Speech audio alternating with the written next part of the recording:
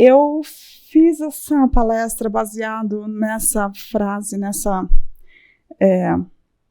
colocação de Emmanuel, que acho que vocês já devem ter ouvido em algum lugar, talvez vocês já tenham escutado isso, né, em alguns textos, que aparecem em 2 textos, que a disciplina antecede a espontaneidade.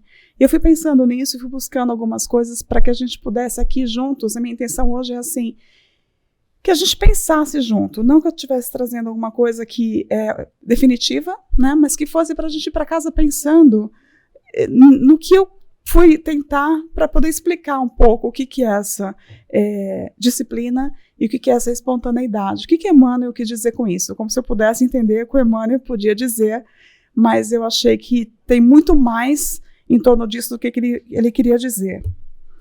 Então, como eu disse, ele aparece em 2 lugares. Ele aparece no livro Coragem, ele vai falar exatamente essa frase sobre a disciplina, e ele aparece também no livro, numa questão do livro Consolador, os 2 de Emmanuel. Então são 2 pontos que ele fala a mesma coisa, e aí eu fui construindo em torno disso, né? E aí, a frase toda que está aqui, esse aqui é do livro Coragem, ele fala que, antes dessa frase que ele fala, tem um contexto dentro do que ele fala. E acho que isso é importante para a gente poder estudar junto. Aceitemos o combate em nós mesmos, reconhecendo que a disciplina antecede a espontaneidade. Então já começa aí. Onde que ele falou isso? Baseado em quê? Tendo a gente mesmo na nossa luta, na nossa melhora, naquilo que a gente está buscando de melhoria. É importante a gente saber onde está isso.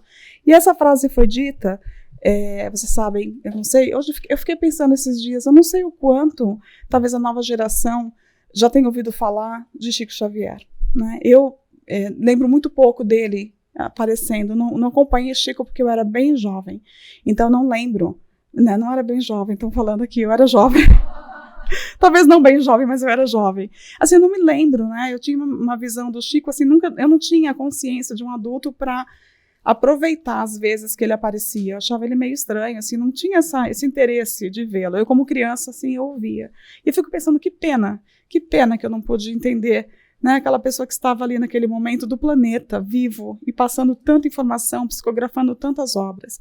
E eu fiquei imaginando, assim, quando a gente comenta aqui, a gente fala de Chico Xavier, o quanto que algumas pessoas talvez não tenham ideia muito de quem ele foi, ou o que ele fez.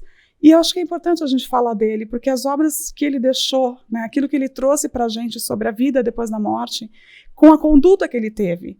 Ele foi uma pessoa, um médium, que a conduta dele, a moral dele não era questionada. Então as mensagens que ele passava têm muita credibilidade por conta da postura dele. Não tinha ninguém para falar nada se aquela mensagem que ele passou não era discutível, porque a conduta dele, a moral dele, o que ele fazia de ajudar o próximo, o que ele fazia com a vida dele, era um testemunho, era um exemplo. Então, ele é de uma importância, né, para o nosso estudo tremendo, para que a gente possa olhar um pouquinho para essa pessoa, Chico Xavier, por esse médium. Então, nessa passagem aqui, que Emmanuel fala isso para ele, é o momento que o Chico Xavier é super jovem, e ele vai ter um contato pela primeira vez com Emmanuel. Ele vê uma luz perto de uma represa, onde Emmanuel aparece para ele e eles vão ter um diálogo. E eu achei bem bacana, porque esse momento em Pedro Leopoldo, né, onde Chico nasceu, ele vai ter um diálogo com Emmanuel, que é exatamente isso aqui que está descrito nesse texto que eu falei aqui. O diálogo deles é isso. Então ali, Chico está sendo apresentado todo o trabalho que ele vai ter por Emmanuel. E olha que interessante a visão do Chico, ser apresentado um trabalho que acho que ele nem imaginava, a grandiosidade do que ele ia fazer. Então, Emmanuel vai perguntar assim para ele, né? Está você realmente disposto a trabalhar na mediunidade com o Evangelho de Jesus? Uma pergunta assim, né? Quando chega na vida, alguém faz uma pergunta dessa, você está disposto, Chico? Chico super jovem, imagina a responsabilidade da resposta dele. E ele diz para ele, sim, se os bons espíritos não me abandonarem. E aí, Emmanuel falou para ele, não será você desamparado. Mas para isso é preciso que você trabalhe, estude e se esforce no bem. E quando eu li isso, eu fiquei imaginando o quanto que Chico viveu exatamente isso. Chico passou a vida fazendo isso. Exatamente isso, trabalhando, né, estudando e se esforçando no bem. Então o que Emmanuel vem trazer para ele aqui, quer dizer, se ele conseguisse fazer a vida dele baseado nessas 3 coisas, ele jamais seria desamparado. E não foi só isso que eles conversaram, né? Eu acho que a beleza desse momento é que a gente não consegue imaginar você aceitar uma missão, sendo super jovem. Chico, que tinha tudo para ser uma pessoa extremamente desequilibrada. A história do Chico, para quem não acompanhou ou nunca leu, ele veio de uma infância de abusos, né? Ele recebia garfadas na barriga. Perdeu a mãe muito jovem, foi criado por uma madrasta que abusava dele. A gente vê o quanto que esse espírito conseguiu, na vida dele, não deixar que isso que a gente sabe que afeta tanto a vida da gente, às vezes os nossos abusos de infância nem foram abusos, né? Foi uma infância mais difícil, desequilibra a gente. Imagina Chico, com tudo isso, chegar nessa idade, frente a um guia espiritual, com essa responsabilidade, e responder isso que ele faria se ele tivesse apoio dos bons espíritos e receber isso em troca, né? Você vai ter, desde que você siga esses 3 caminhos. E nessas 3 frases aqui, que eu fiquei pensando, né, no trabalhar, estudar e esforçar no bem, onde é que a gente pode definir o que seria cada uma dessas coisas? Porque trabalho, às vezes, fala, puxa, mas tá bom, trabalho pra caramba e nada acontece. Mas trabalhar no quê? Então, algumas definições que eu acho importante. No Livro dos Espíritos, questão 675, e aí eu colo aqui, acho lindo falar o número da questão que eu nunca sei, mas aqui a gente consegue colar e falar. 675. Porque não dá, né, gente? Para gravar número de pergunta e resposta lá do livro, ainda não estou nessa fase ainda. Mas olha só que lindo que eles falam, o que eles falam sobre o que seria o trabalho nessa visão dos espíritos para Allan Kardec. Toda ocupação útil é trabalho e um meio de aperfeiçoar a sua inteligência.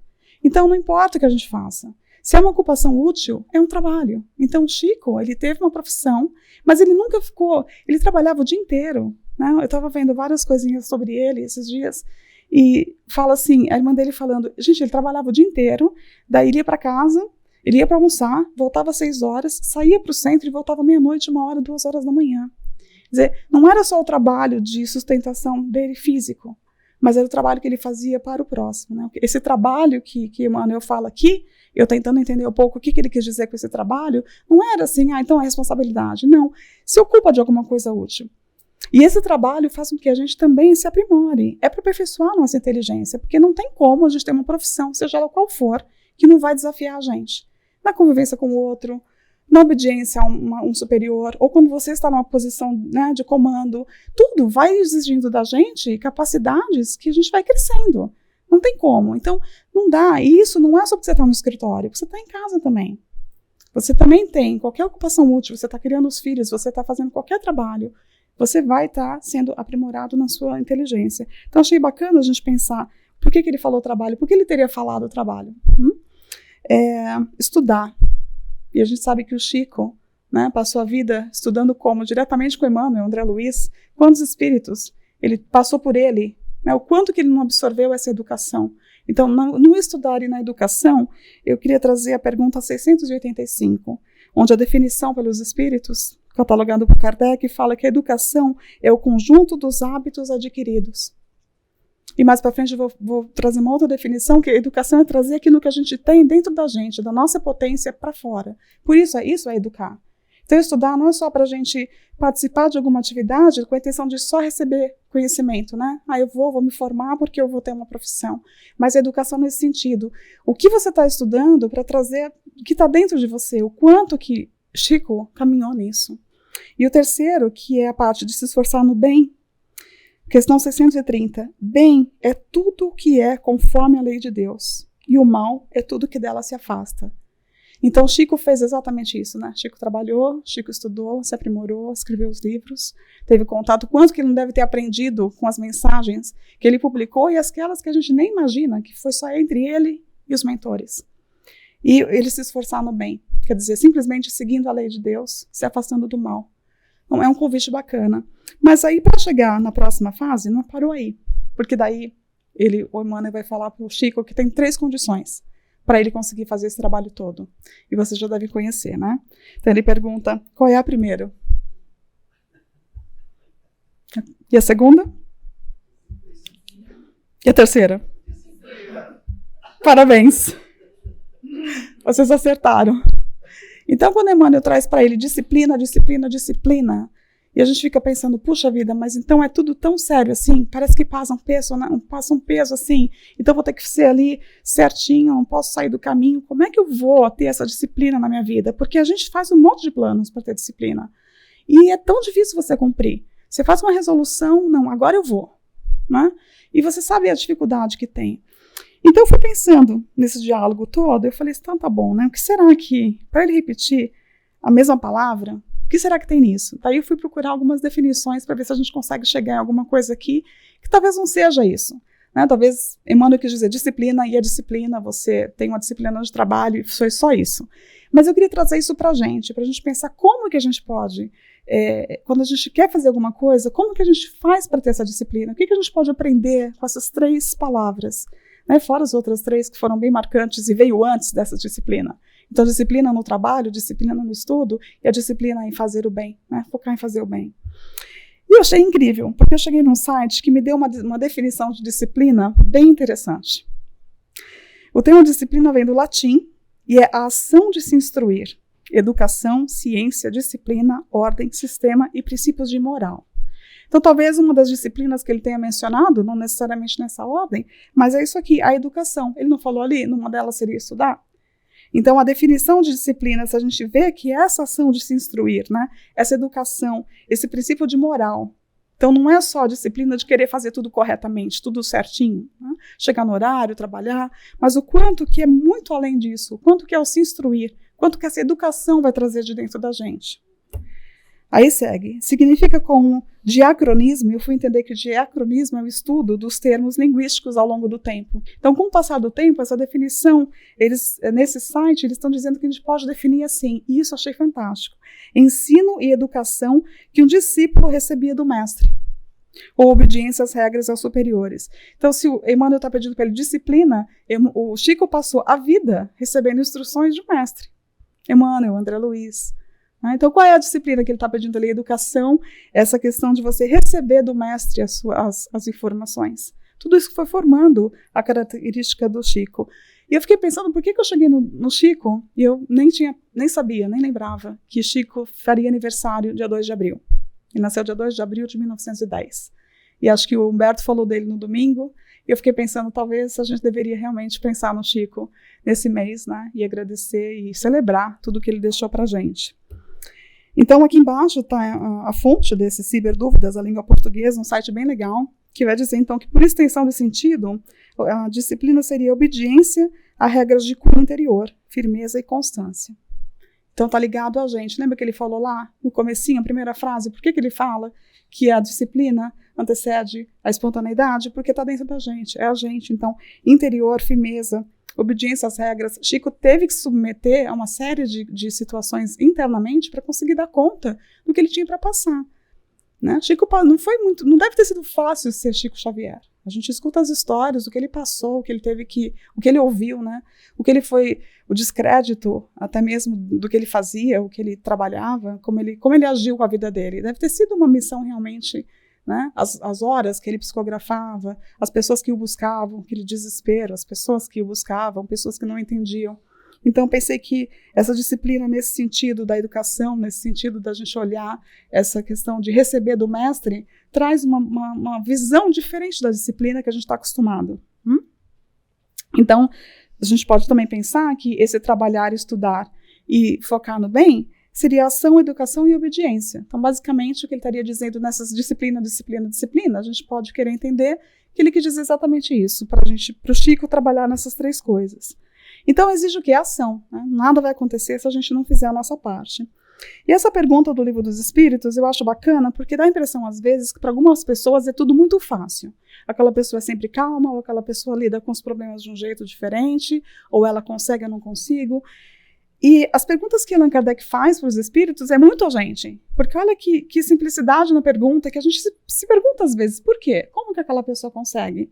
Então ele vai perguntar se há pessoas, né, ele está afirmando, há pessoas que fazem o bem espontaneamente, sem que precisem vencer quaisquer sentimentos que lhes sejam opostos. Terão tanto mérito quanto as que se veem na contingência de lutar contra a natureza que lhes é própria e a vencem. Quer dizer, a pessoa que consegue, aparentemente, né, tá tudo bem, ela consegue resolver tudo, ou a gente olha, eu trouxe essas duas figuras, como a Clara de Assis e Francisco de Assis, que a gente olha e fala, nossa, mas né, um Francisco de Assis, um Chico Xavier, né, Joana, como que eles conseguem? É difícil para mim agir como eles agem. Mas a pergunta é essa, por que para eles é tão fácil? Por que é tão fácil agir desse jeito? Será que para a gente que trabalha mais, né, é isso mesmo, é mais difícil? E a resposta deles é que não. A diferença é que eles lutaram outrora e triunfaram. Ou seja, eles fizeram esse caminho da ação, da educação, focar no bem. Eles foram criando hábitos que quando você sedimenta os hábitos, se transforma parte de você. Então, simplesmente, não é que eles acordaram santos, acordaram melhores, né? Tem toda uma trajetória. Então, se hoje eles agem do jeito que eles agem, se Bezerra de Menezes consegue, né, manter, né, Jesus, um ponto que chegou a Jesus, é porque aquilo incorporou de uma forma que nem passa, não processa mais. Hoje eu vou pensar só o bem. Não tem que fazer mais decisão, aquilo é automático. Hoje eu vou amar mais. Já ama. Nem pensa que tem que amar, nem pensa que tem que fazer. Então, esse ponto, que nesse desenvolvimento da disciplina, a gente tem que pensar num ponto que a gente vai agir, que isso vai virar parte da gente, a gente vai fazer naturalmente. Então, o bem lhe se tornou um hábito. E aqui na Terra, na hora que a gente conseguir, como humanidade, conseguir realmente pensar nisso, quando for automático para a gente, quando a gente conseguir fazer essa caridade e olhar para o próximo, né, como um irmão, a gente também vai estar com o bem mais espontaneamente. E tem dias que é mais fácil. Humberto brinca que a gente dá uma amadinha, uma odiadinha, né? Uma amadinha, uma odiadinha. Aí no nível a gente vai se mantendo. Odeia e ama, né? Na média a gente consegue se manter. Porque senão não é possível, a gente tem que, né, parar. Eventualmente a gente percebe que um dia a gente não está amando tanto. E tá ok, desde que a gente tenha consciência de que eu não posso ficar nessa vibração, né? Que eu tenho que sair daquilo. Então esse convite realmente de trabalhar, né? Que Emmanuel fala, é trabalhar não só servindo o próximo, mas é trabalhar na gente mesmo, o que a gente faz com a gente para a gente se melhorar. E eu trouxe isso para a gente pensar, então, que essa disciplina, a prática de você fazer alguma coisa, você ficar naquele movimento de fazer e repetir até que aquilo se torne parte de você. Né? Não vai ser um milagre. E eu estava vendo uma reportagem, eu nunca tinha visto essa reportagem também. Vocês já devem ter escutado a história que o Chico psicografou uma carta de uma pessoa que inocentou a pessoa que matou ele, né? Eu já tinha escutado essa história que a justiça tinha aceitado a carta como prova para inocentar, né, a pessoa que cometeu o crime, mas eu fui assistir hoje de manhã e eu fiquei encantada com esse vídeo, porque mostra o rapaz que atirou. José Divino é o nome dele. Então ele está contando para o repórter como aconteceu o acidente, né? Que ele estava com o amigo tinha 16 anos na época, e que ele pediu um cigarro, e ele foi na pasta do pai pegar um cigarro, não tinha cigarro, mas eles acharam um revólver. E aí o amigo tirou as balas e ficou brincando de, né, apontar a arma para ele. E ele acabou falando, não brinca assim e tal, foi para a cozinha, pediu para a mãe um cigarro para dar para o amigo, voltou para o quarto, pegou a arma, e brincou com o amigo, falou, agora é minha vez, e apontou a arma e deu um tiro. Só que tinha uma bala ainda no revólver, e atingiu o amigo no peito. Então ele contou essa história, né, e aí vem toda a parte da família. Então tem um depoimento da mãe e do pai, e me chamou a atenção que eu não sabia disso. Ela fala, foi muito difícil, né, que eles queriam vingança, que eles queriam que fosse para a cadeia, que eles estavam com muito ódio do menino, e eles queriam mesmo justiça. Só que ela disse que depois de uns 3 meses que o filho tinha falecido, ela começou a frequentar o centro do Chico Xavier em busca de consolo. E ela disse que ela ia muitas vezes. E durante 2 anos, ela teve muito contato com várias mães na fila de espera. Depois de 2 anos, ela recebeu a mensagem do filho. Então, quando a gente conta, às vezes, a história, dá a impressão que a gente dá um pulo, né? Então, assim, gente, vocês acham que para ela poder estar pronta para receber a mensagem do filho, ela passou 2 anos na fila, conversando, interagindo com as outras mães, com as mesmas perdas ou piores, né? Para ela poder estar pronta para receber. Aí depois de 2 anos veio a mensagem do filho inocentando, dizendo que era um acidente, que o amigo não teve culpa realmente. E aí começou todo um processo, foram 6 anos de processo, o processo foi fechado e aberto 3 vezes, até que chegou na mão do juiz. E tem o depoimento do juiz também, que ele disse que ele foi muito criticado, falando que ele era juiz do além, que ele tinha aceitado a carta do além. Mas ele também recebeu uma psicografia confirmando que ele estava dando o caso, né, inocentando o rapaz.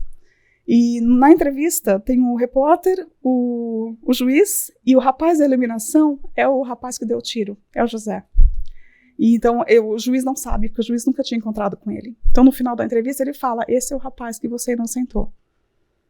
E ele fala, puxa, né, você podia ter realmente estragado a sua vida, né, graças a Deus que deu certo. E o rapaz falou que foi horrível.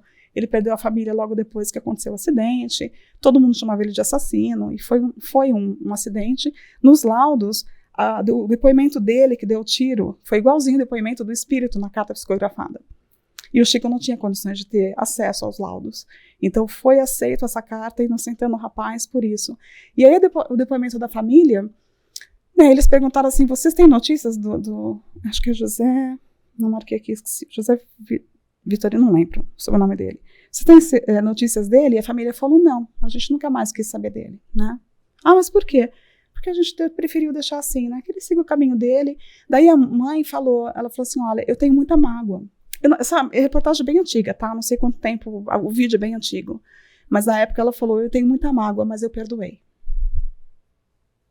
E também acho que isso é muito legal, porque o que ela sentiu, ela transformou e ela perdoou. E o pai também perdoou. Mas, gente, eu fiquei pensando, olha quanto tempo demora para que a gente esteja pronto para receber. É o que ela consegue dar. É o que ela consegue dar. É o que ela consegue dar. Né? Às vezes, talvez a gente nem conseguisse chegar onde eles chegaram. E o pai disse que foi muito difícil para ele, que só na terceira carta, eles receberam acho que 6 cartas, só na terceira carta que o filho falou, pai, você tem que deixar isso para lá, você tem que perdoar, você tem que andar para frente, deixa essa história. Então o ponto que eu quis trazer assim, é tudo um exercício, né? Talvez uma outra oportunidade ela vai perdoar de verdade, vai conseguir até chamar ele para vir para casa, né? E falar, olha, eu perdi meu filho, mas eu cuido de você. Mas o que ela pode dar naquele momento é isso. Então, não sei. Me tocou porque, dessa questão de novo, né? 2 anos para ela conseguir receber a mensagem. Agora, vocês acham que foi a mensagem só? Ou foram os 2 anos que ela ficou conversando com alguém na fila, trocando experiências? Isso me chamou a atenção. Será que a gente vem aqui para pegar um passe? Ou são as conversas que a gente tem na cafeteria, aqui dentro, o choro, o ombro, o abraço? E aí, para a gente receber alguma mensagem que fala, nossa, hoje eu estou bem, recebi uma cura, recebi um... Ou foram as vezes que a gente veio aqui e a gente interagiu e ouviu o outro. Então, é nesse ponto que eu quero bater. Exatamente. Então, eu trouxe nessa questão da gente pensar nisso. Como transformar em hábito, como exercitar isso na gente. E eu trouxe um caminho assim, né, na questão de trabalhar. Então, esse trabalho seria nesse exercício que a gente pode fazer no dia a dia. Esse trecho aqui de Paulo, onde ele manda exercitar pessoalmente na piedade, e a piedade, quer dizer, na tradução, é afeição e dever. Então, para a gente se exercitar, nesse é o nosso dever, nossa afeição um com o outro até. Então, a gente sabe, né, nesse texto aqui de Emmanuel também, não tem conquista sem prática. Para nada, a gente não consegue. Para a gente conseguir fazer alguma coisa bem, quantas vezes a gente tem que repetir aquela situação? Para o cérebro entender uma nova conexão, quantas vezes você tem que repetir aquilo? E cada vez que você repete, fica mais fácil. Então, se a gente começar a pensar em atos que a gente faz automaticamente, né, toda hora eu me irrito. Se eu perceber que eu estou me irritando e conseguir parar aquilo, vai chegar um momento que eu vou fazer tanto exercício que aquilo realmente o cérebro vai entender diferente. Porque precisa, né, muito trabalho para a gente conseguir criar os maus hábitos e os bons hábitos. A gente tem hábito, não importa. Se é bom ou se é mal, a gente não sabe. Mas que a gente tem hábito, todos têm. Animal tem. Minha cachorra tem o hábito dos horários dela, meu Deus, ela sabe o horário que ela quer comer, a hora que ela quer ir lá fora. É assim, é incrível, né? Os animais têm esses hábitos.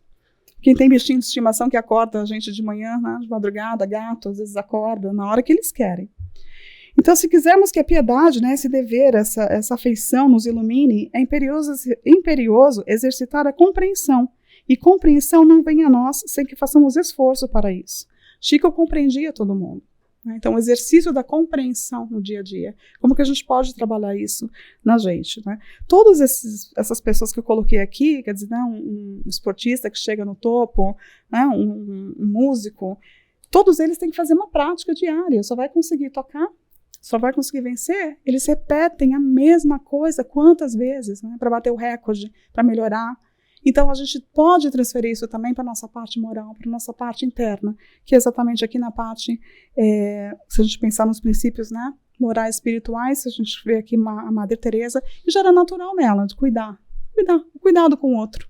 É uma rotina que ela já tinha de cuidar do outro, que ela tinha isso nela já. Esses dons espirituais que a gente vai adquirindo. Então, se a gente pensar na compreensão, ela vem exatamente da fraternidade. Então, não dá para ter compreensão se a gente não exercitar a fraternidade, que é essa ação de olhar o outro como irmão. Né? Isso é tudo ação, tudo medida que a gente tem que se esforçar, porque não é fácil. É um esforço, para que uma hora isso saia natural. Se a gente não se esforçar, não adianta.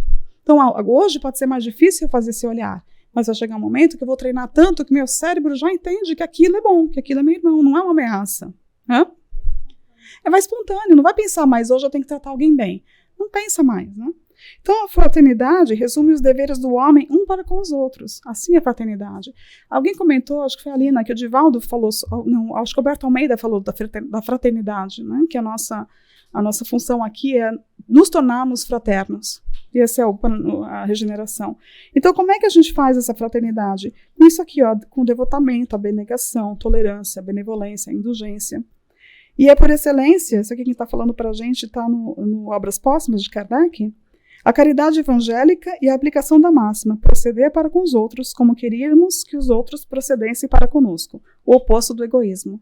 Então, esse exercitar, essa disciplina que a gente tem que ter, né, de trabalhar nisso, para que a gente internamente se ilumine, para que a gente melhore, porque no final é como a gente vai se sentir depois disso.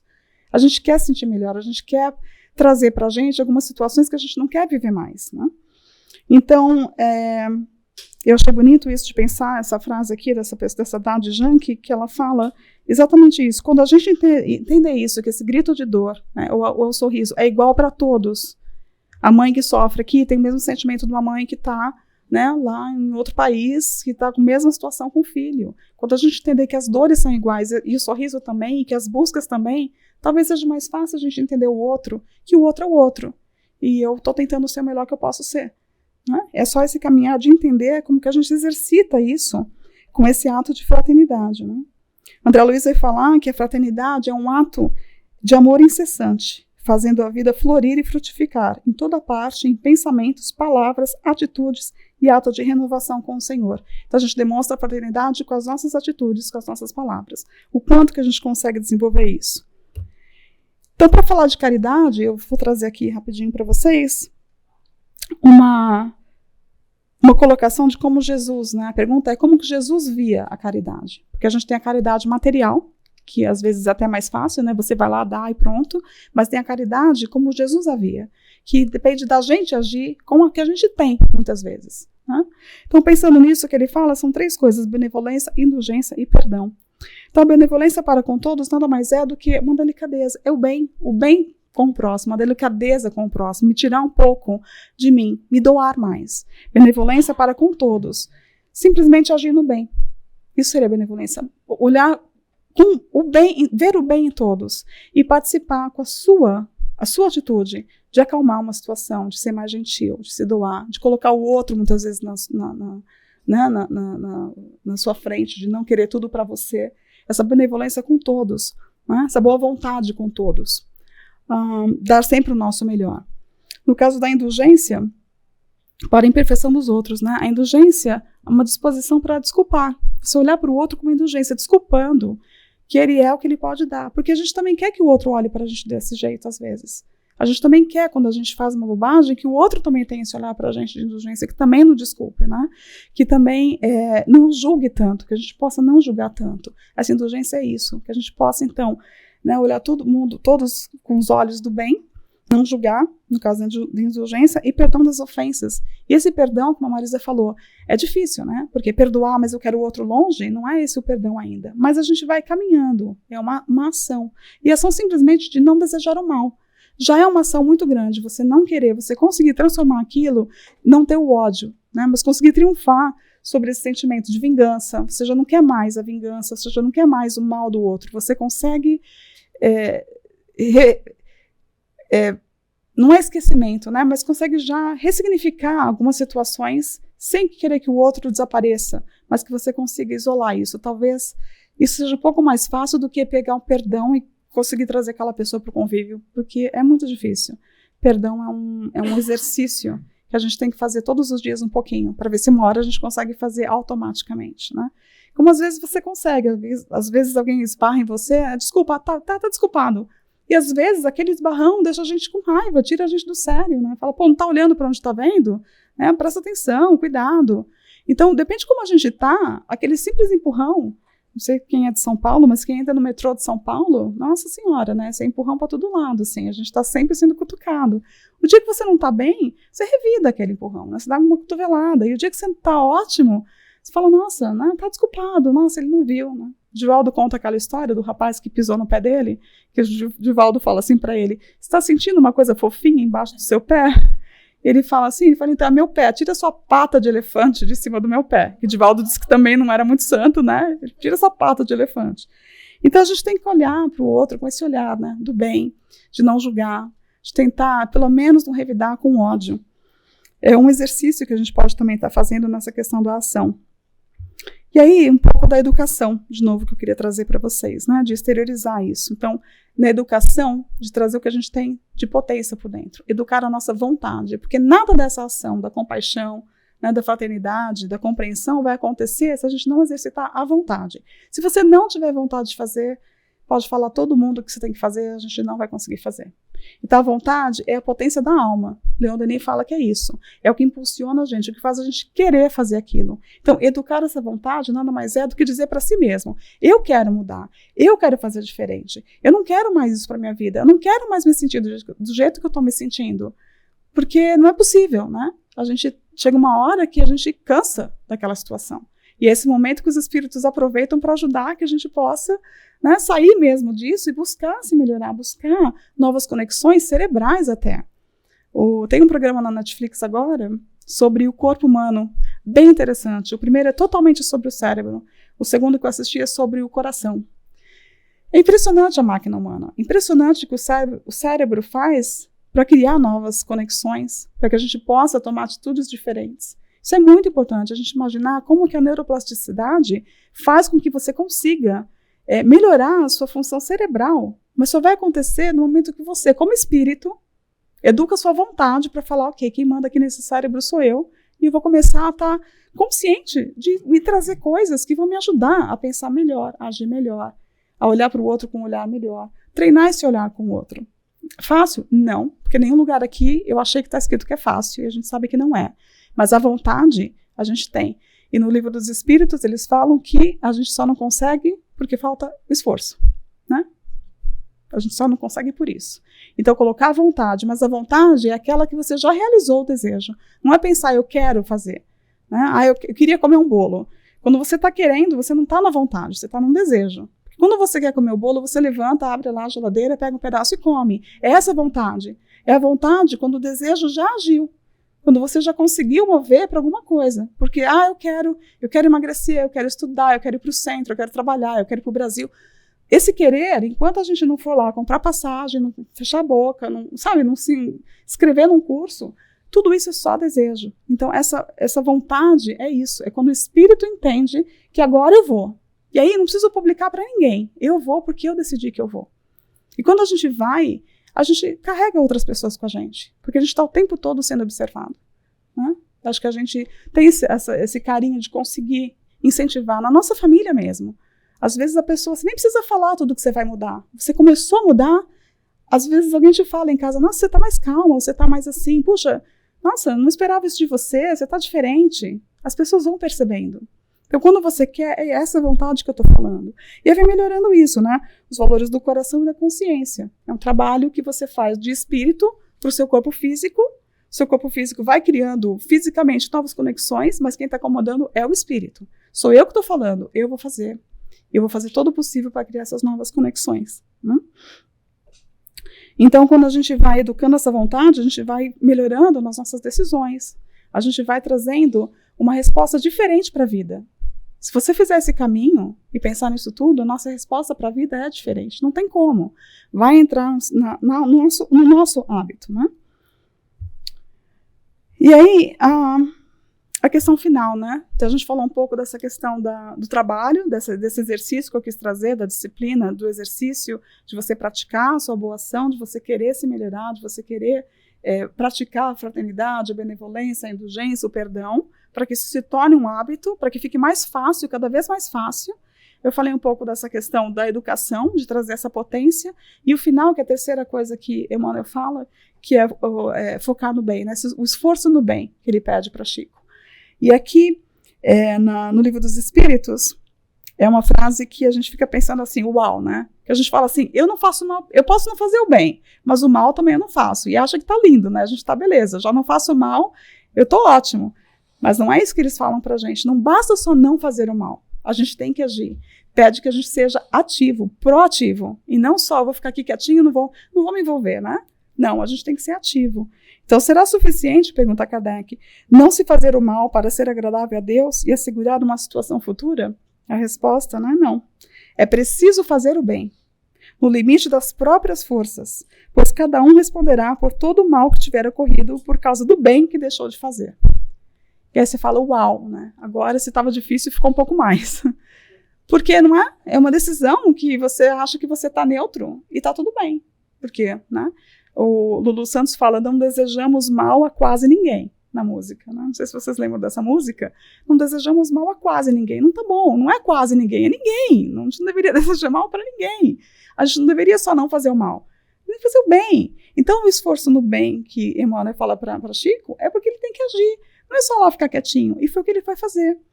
Né? E essa frase maravilhosa, que o bem que praticares em algum lugar é teu advogado em toda parte. Tem uma história, inclusive, não vou lembrar do livro, mas que fala que tinha alguma coisa para acontecer, mas quando esse mal chegou, encontrou a pessoa trabalhando no bem. E isso que tinha para acontecer foi diminuído, porque o bem, né, é sempre o bem, sempre maior. O amor cobre uma multidão de pecados, né, dos erros. Então, toda vez que você estiver fazendo esse caminho para desenvolver isso e for automático, você está bem, você está protegido. Sempre esse bem vai advocar em seu favor. Por isso a importância desse esforço, né, no bem. E aí, eu até tinha colocado aqui, para ler exatamente para vocês, na questão 909, onde fala a questão por que a gente não consegue mudar. Porque tudo isso é fácil, mas como é que eu mudo? E por que a gente não consegue mudar? A gente poderia mudar, poderia o homem, pelos seus esforços, vencer as suas más inclinações? Sim, frequentemente fazendo esforços muito significantes. O que lhe falta é a vontade. Quão poucos de vós fazem esforços? Então mudar é fácil ou não é? Mudar é fácil ou não é? Não é fácil mudar. Mas não é isso que eles estão falando aqui, né? Estão falando aqui que o problema é o mínimo esforço, você tem que agir com a vontade. Então, assim, a gente tem que achar que não é que é difícil mudar, mas onde é que está essa vontade em mim que vai fazer com que eu busque essa mudança? Não tem vontade, também não se esforça, né? Se você não mudar, vai continuar na mesma situação, né? Você vai ter mais do mesmo, se não mudar o que você está colocando lá. E aí, para a gente finalizar, eu queria finalizar com essa frase de Chico, que eu ouvi numa palestra do Haroldo. Na verdade, é só uma colocação dele, que eu achei fantástico, que a disciplina não é uma grade, é a chave da porta. E aí eu lembrei que na música do Legião Urbana, ele fala que disciplina é liberdade. Então, para a gente tirar esse peso também, que disciplina, eu não posso, né, eu vou ter que ficar ali, então agora minha vida é assim, agora eu só levanto, estudo, tudo certinho, não é uma grade, como ele está colocando aqui, pelo contrário, né, é a chave da porta, que porta? Do seu autodescobrimento, de você fazer uma nova história, de você reescrever a tua história. Não é possível que a gente vai sair daqui, né? Tem que sair dessa vida melhor do que a gente chegou. Com certeza, a gente tem que fazer esse esforço, a gente tem que achar um pouco de paz dentro da gente, né? Então, é isso que eu queria falar para vocês, para a gente pensar um pouco nisso, nesse disciplina, né, que ele coloca. Talvez dentro dessa disciplina, seja esse monte de coisa que a gente pode fazer. E não só ficar pensando, mas eu quero ter liberdade, eu não preciso acordar todo dia no mesmo horário, todo dia trabalhar no mesmo horário, aí eu vou para a escola, aí eu tenho que ir lá no centro. Não é esse peso, né? Acho que não é por aí. Essa disciplina não é essa coisa rígida que Emmanuel colocou para ele, embora ele tenha que ter uma conduta para que ele pudesse entregar tudo que ele entregou para a gente. Então eu queria que a gente pensasse muito em Chico, muito em Emmanuel, e prestasse atenção nos próprios mentores, porque eu tenho certeza que a gente escuta essas palavrinhas também. Esse disciplina, talvez para cada um de nós, tá ali, perdoa, deixa para lá, né? Sei lá, qualquer coisa. Cada um de nós tem uma palavrinha ali que repete a mesma. E a gente fica assim, não vou ouvir, né? Mas chega uma hora que a vida pede, porque a voz vai ficando mais alta. E às vezes chama a gente em situações que a única saída nossa é parar e prestar atenção no caminho, para que a gente mude, para que a história não se repita. Porque senão, quanto mais do mesmo a gente fizer, mais do mesmo a gente vai ter. Então a escolha é nossa, né? O esforço da vontade é do espírito. Nós, como espíritos imortais, nós temos capacidade dentro da gente de outras experiências de vida que a gente nem imagina. E quantos mais a gente pode adquirir com isso tudo? Então eu queria que a gente ficasse com esse exemplo do Chico Xavier, que foi tão maravilhosamente um trabalhador mesmo, divulgador, né, do mundo espiritual, de que a vida continua, que nós somos capazes, que nós podemos e que nós nunca, nunca, nunca estamos sozinhos. A gente tem que acreditar que do nosso lado tem um Emmanuelzinho dizendo lá, disciplina, disciplina, disciplina. Muito obrigada pela atenção de vocês.